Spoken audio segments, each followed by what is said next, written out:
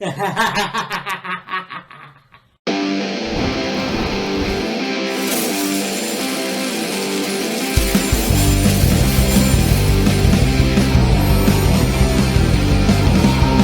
said, she'll take me anywhere, she'll take me anywhere, as long as she stays with me. She said, she'll take me anywhere, she'll take me anywhere, as long as I stay queen. Yes, yes, Molly's lips, yes, yes, Molly's lips, yes, yes, Molly's lips, yes, yes, Molly's lips.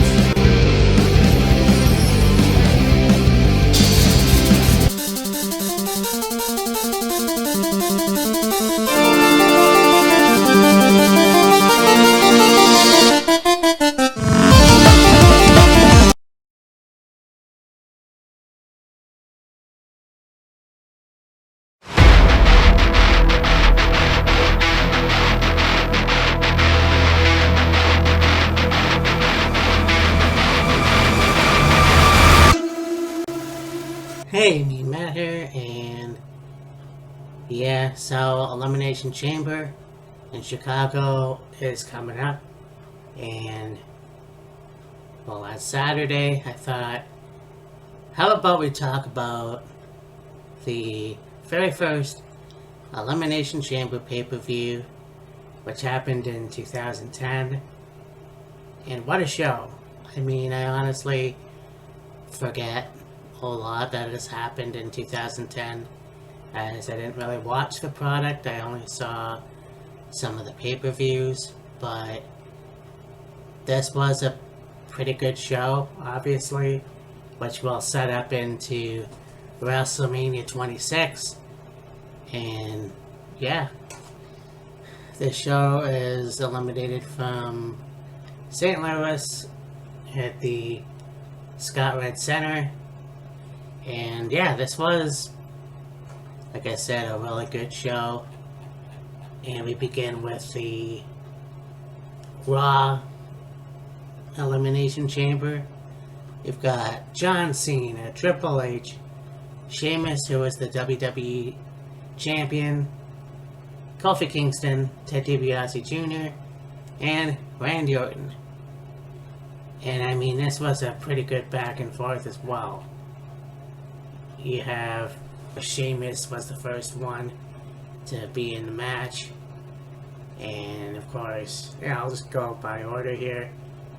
You got Randy Orton, who went to number 4, who was eliminated rather by Ted DiBiase. You have Ted DiBiase, who went to number 5, eliminated by Kofi Kingston. Sheamus eliminating Kofi Kingston. Triple H eliminated Sheamus, which vacated the WWE title. Triple H and John wrestled back and forth, and John eventually hit the STFU for the win. And so the cage goes up, John celebrates, and Vince McMahon comes out. And then it's like, okay, what's gonna happen now? It's kind of like a New Year's Revolution thing that happened when Edge came out after the Elimination Chamber, but it's Batista. I'm not quite sure exactly how he qualified for the WWE title, but it happened. So Batista hits the ring, the match starts, spear, Batista bomb, and Batista is your new WWE champion. So the title changed hands twice, which it is what it is. So Batista won the WWE title for the first time, and I thought, A, that was awesome, but B, he won that pig shit toilet fucking stool softened piece of shit fucking title that really was designed for John Cena. stop saying that. I feel like after John lost the title in the first place, it should have automatically gone back to the WWE title. Maybe not the Undisputed. I don't know how that would work, but that was stupid. But this feud would go all the way to WrestleMania.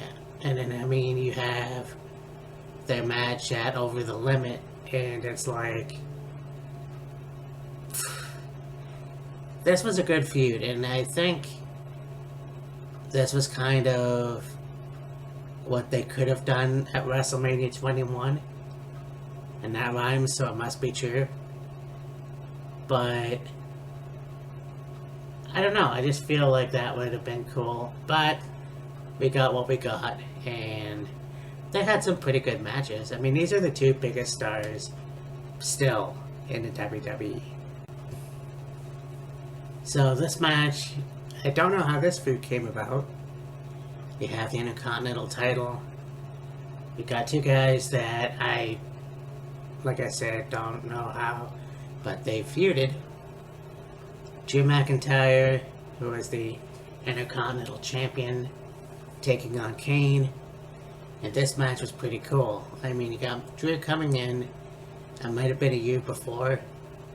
Now, I know he was a tag team with Cody Rhodes at one point, which is apropos of 2025, hell, even last year.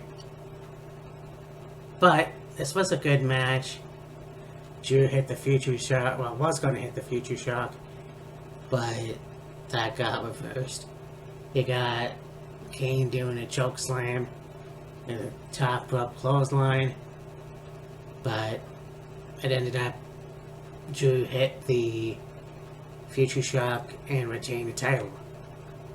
Now, you know, you go into his debut as well as the Chosen One.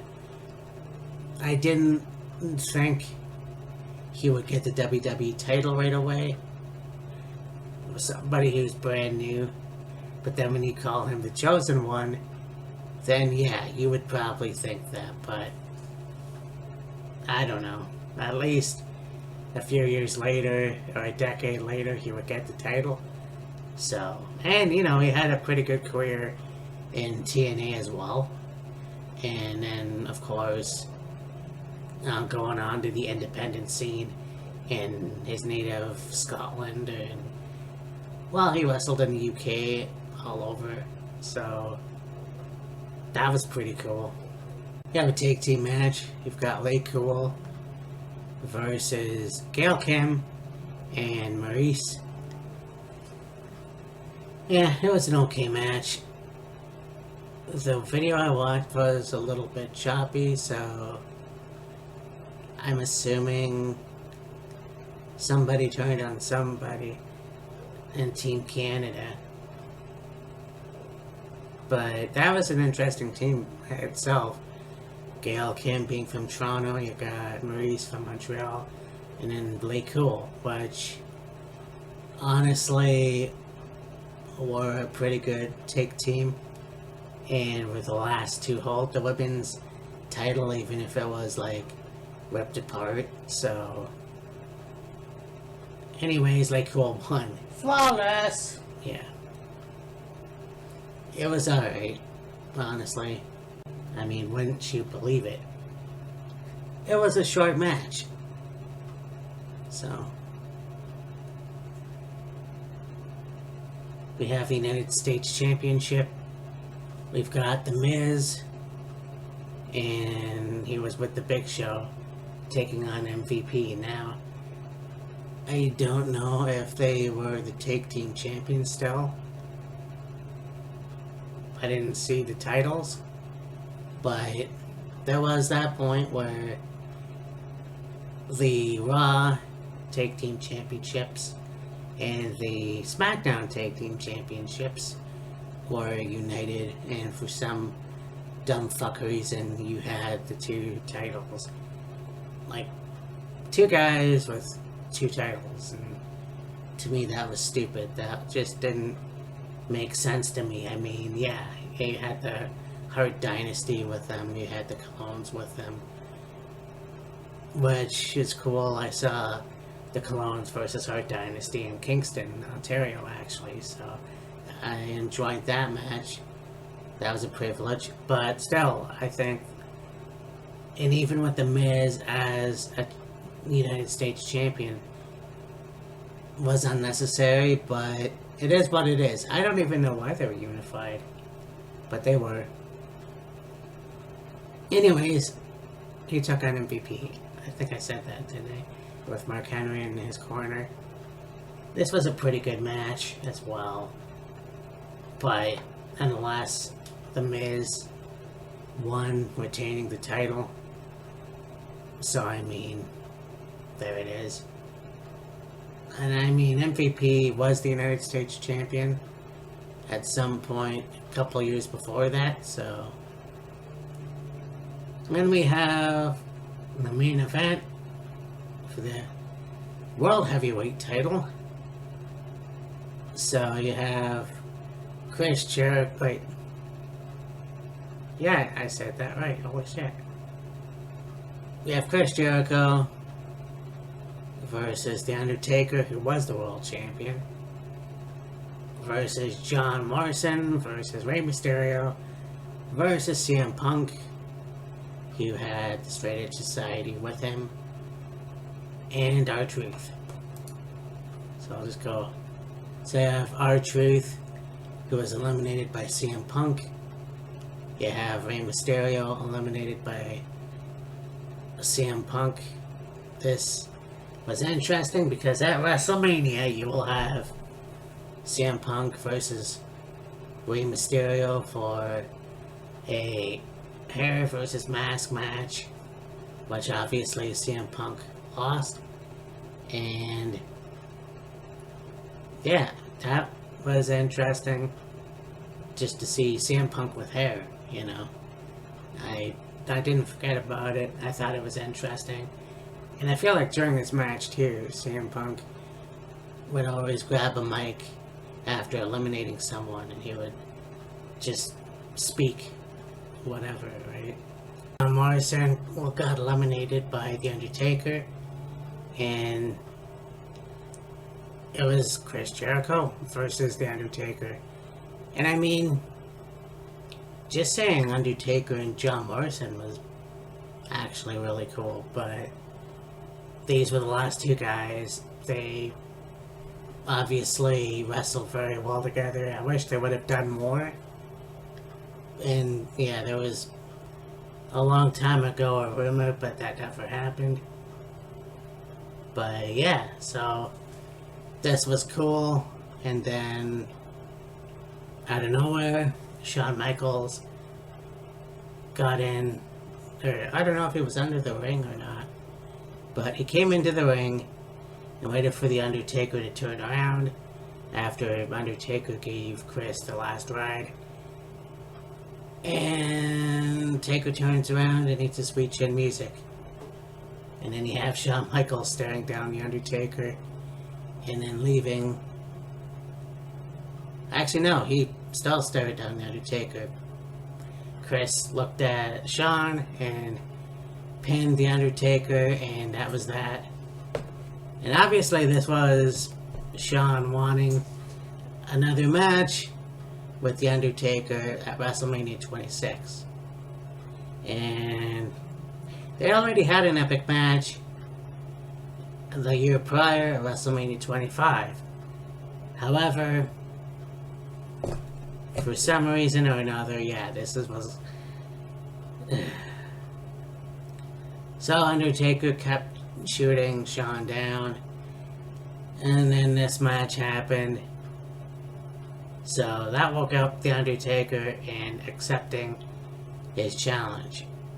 But on the other hand, Undertaker was like, when not only do you lose, but you have to end your career.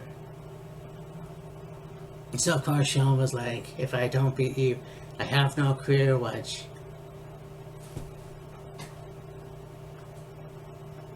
so yeah, we know what happened at WrestleMania 26. And there's a story behind that. I won't get into it though, but I thought that's how things work. But, anyways, yeah. This was a pretty good show, and again, a precursor to what will happen at WrestleMania 26, amongst other things. But this was actually a very good first Elimination Chamber pay-per-view, and yeah, I mean, Saturday is going to be awesome. But until then, I mean, Matt, talk to you later. So you know that them cutting WCW was a long time coming. I